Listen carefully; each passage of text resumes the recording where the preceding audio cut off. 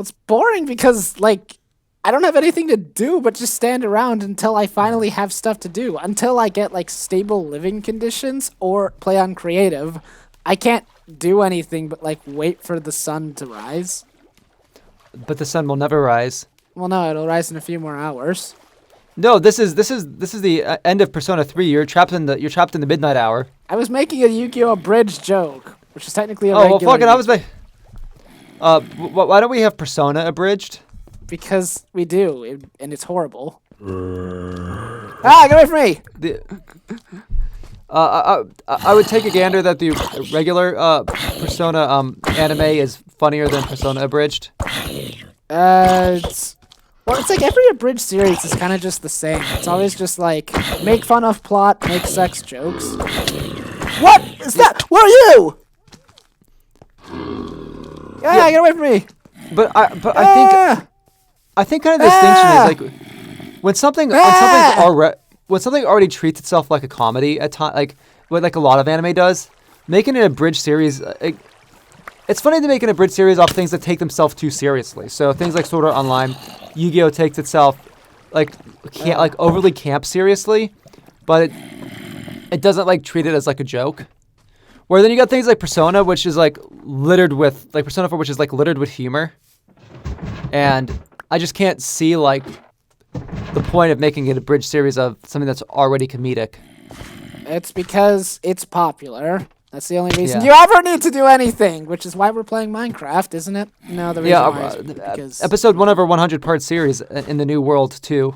Can we just play Pokemon instead? I mean, no. Pokemon's boring. Pokemon is great, and if we were playing Pokemon, I'd already beat a Brock. Yeah, like we need to like do like a let's play of Super Mystery Dungeon. I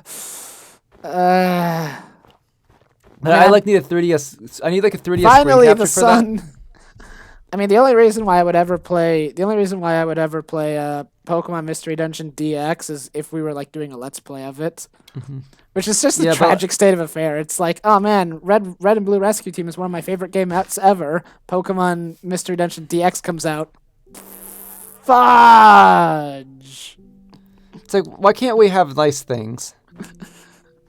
Well, everyone else seems to like it very much. I love the way that they incorporated Super Mystery Dungeon's mechanics into it. And by love, I mean AG! Yeah, I am pretty sure I have not seen many like positive reviews for Super, like other than just like, oh yeah, it's just more Mystery Dungeon. Wait, people don't like Super Mystery Dungeon? I don't think people like care about Super Mystery Dungeon. I think that's the difference. Well, I was gonna say that, yeah, it's that like, I don't often hear people like bash it or anything, even though it's probably one of the worst games I've ever played in my life. But it's like, and I sometimes I ask people and they're like, oh yeah, I like Super Mystery Dungeon, it was alright. Never finished it. And I'm like, you liked it? You liked playing a game where you couldn't do anything? But I think the problem is like that you're finding is that people care far more about aesthetic than if the game's actually fun to play. Persona 5. Exactly. I mean, even like Animal Crossing. Animal Crossing isn't a fun game by any means. What? But what is it with you and constantly saying this kind of stuff? Oh, Animal Crossing was never good, actually. I did not say that. No, I did not say that Animal Crossing isn't good. Animal Crossing is a life simulator, and like the core base of Animal Crossing is go into debt, pay off your loans. Actually, I'll say this about Animal Crossing over something like The Sims. I never felt like I had any control of anything that was happening in The Sims, but in Animal Crossing, I felt like I did have control, so that made all the difference to me. Yeah, well, I mean, that's. I think that's sort of the point. Also, there's mods you can put into The Sims that give you more control. But I think The Sims just plays out more like a simulation of like the world, where like you're kind of like the god of this world, and like all the people involved are. What was that? Whatever. But box now or chest now. Where I think Animal Crossing is more about a game about like living out like this fun life. I think we need to move. Yeah, but I don't think Animal Crossing. Sorry. Animal Crossing itself isn't fun, but it has fun things to do in it. Like you have to, like, there were a lot of different things to get out of Animal Crossing. There's a lot of different types of play styles and whatnot. I think it suits a lot of creatives because it's a great outlet for creativity. Excuse me. But yeah. I creative stuff is always kind of weird for me. It's like my favorite. Yeah. One of my favorite things to use to make stuff is RPG Maker. Okay, ow! Piss on you! Piss on me! Don't piss on me!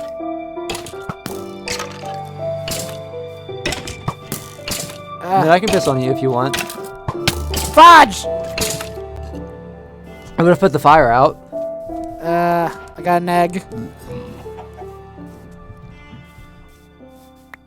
Anyways, what was I saying? Right, but I use RPG Maker a lot because I guess I get a lot of immediate like responses from RPG Maker. Like I can sort of I can put stuff down and then see if it works the way I want it to, and if it doesn't, then I can do something else. Well, I guess that's why Minecraft is kind of part of why I don't like Minecraft is, especially it's the dying and losing everything I have. Well, Minecraft is a very slow burn. You have to do a lot before you make any progress. You have to put in a lot of time, and it's very easy to lose a lot early on. Where if you're further in the game, dying doesn't mean as much because you have the momentum to rebuild and recollect things. Well, even when I get like really far into Minecraft, it's like I just kind of end up falling into this really boring routine of like, go here, dig this, get ore, make thing I already have so that when the thing I already have breaks, I have another thing that I already have. So it's like, I guess I never feel like I'm making anything. I feel like I'm just kind of surviving, but just kind of surviving isn't very fun for me. It's like, yeah, but that's kind of like that's also like for me like that's kind of like the difference with Animal Crossing is because since Animal Crossing doesn't have the survival aspect of it, you can just kind of focus on building or expanding or earning money. That's also why I really like that's one of the things I really like about New Horizons is given the crafting material, it's like you can do the whole Minecraft go around, collect your resources every day, and build whatever you want that based off the recipes you have. But because you don't have like any fear of losing what you have, it's very relaxing. Where Minecraft has that crafting without any of the relaxation. I mean, that's if you go into creative mode, but that's a different story. Well, I get it, yeah. What is this? Oak planks? I'm sorry, my head's kind of in a different place right now. Oh no, that's cool. Like, I was actually like thinking, it's like I think my problem with like doing something like creative mode is like creative, like where it's like with creative mode, it just kind of feels like a Minecraft editor, not that you're like playing this game and you're living out this experience. Like none of the things you're building or doing feel like they have like any like intrinsic value.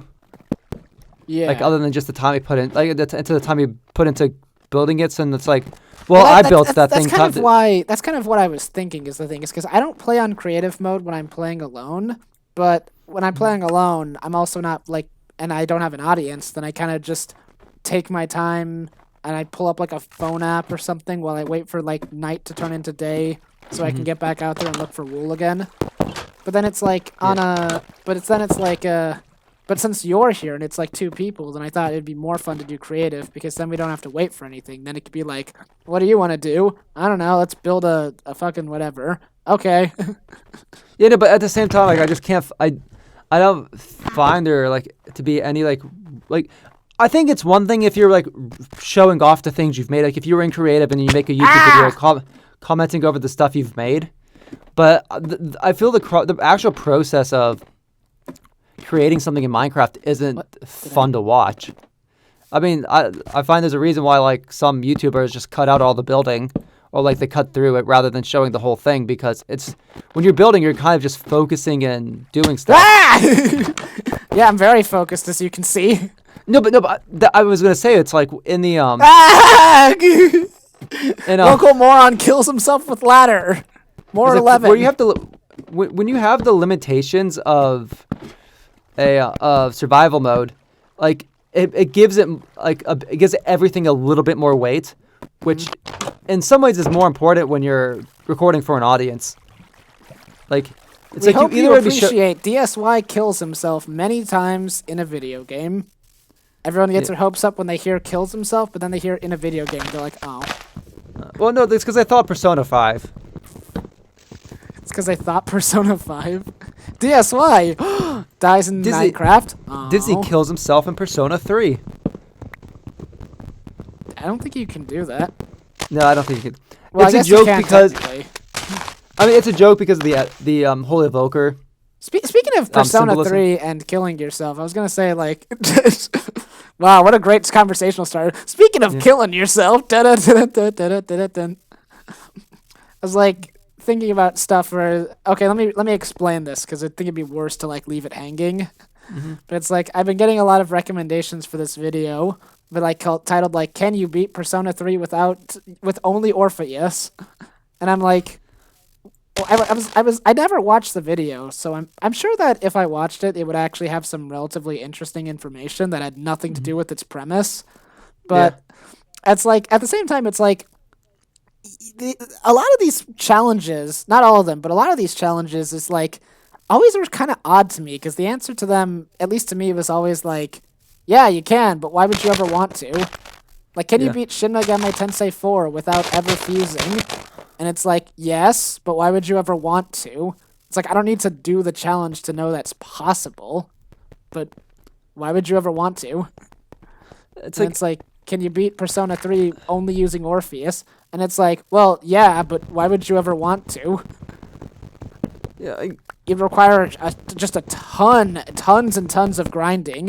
It would also require some very odd stipulations in the rules. Like, again, I didn't watch the video, so I don't know if only Orpheus means no melee attacks and no partners. But if it does, and your only source of DPS is Orpheus, the answer is still yes. But you'd need to, like, grind just a shit ton every single day and ignore most of your social links just so that Orpheus gets beefy enough. If the answer is no, then you still need to grind, like, every single day, but you could have your teammates cover for you. And if the answer is you can use melee but no teammates, then just get a really, really good sword. So that's three things like right there. Like, can you do it? And it's like, yeah, but why would you ever want to? Yeah, well, that's the other sort of thing. It's like I can see some of like these challenges for like actually skill-based games where it's like, oh, like beat Dark Souls on Guitar Hero guitar. It's like, okay, yeah, that's ridiculous. Why would you want to do it? But that takes skill, not hours of just grinding and making yourself OP. Where like at the end of the day, it's just how much time investment you put into it. Minecraft is getting angry that we're talking about other games instead of it. You should play Minecraft on a Guitar Hero remote. I don't have a Guitar Hero remote. Well, neither do I. But you're not seeing me complaining. Play Pokemon Sword and Shield on a Guitar Hero remote. Probably not too hard. It's probably just like up, down, A, up like most of the time. Maybe I can map some buttons to left and right, and I can run around peacefully. But I guess I was saying, right? One video I was actually just watching was "Can you beat Sonic Adventure 1 with only Big?" That video was actually pretty interesting to me because I was like, I don't think that's a matter of skill. I don't think you can do that. And also, I knew that he couldn't do it because he said in his video thumbnail, "No, you can't." But it was interesting though because whenever you try to like play the game in like a really odd or like unintended way, you can kind of like learn new information about it. That's why I said that Persona 3, like, can you beat Persona 3 with just Orpheus?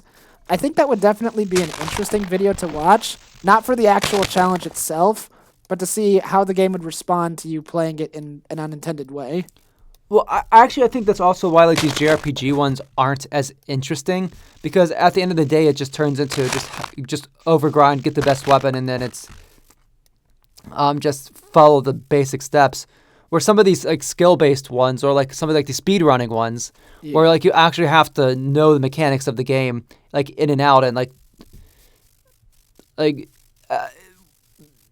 it's just I feel like there's for like the difference between JRPGs and like skill-based games is just the type of like thought that needs to be put into it. Like on one hand, like JRPGs, it's all planning and execute. Like it's all planning and preparing the right team with the right stats and stuff. Where with skill-based games, it's making a plan and executing it, and like no amount of stats will cover for your ability. Right. I am sorry to cut this short, but it's nighttime and I gotta go to the bathroom, IRL. So I'm gonna be right back. Be sure to scream if if a monster spawns and kills me. I'll be back in like a minute.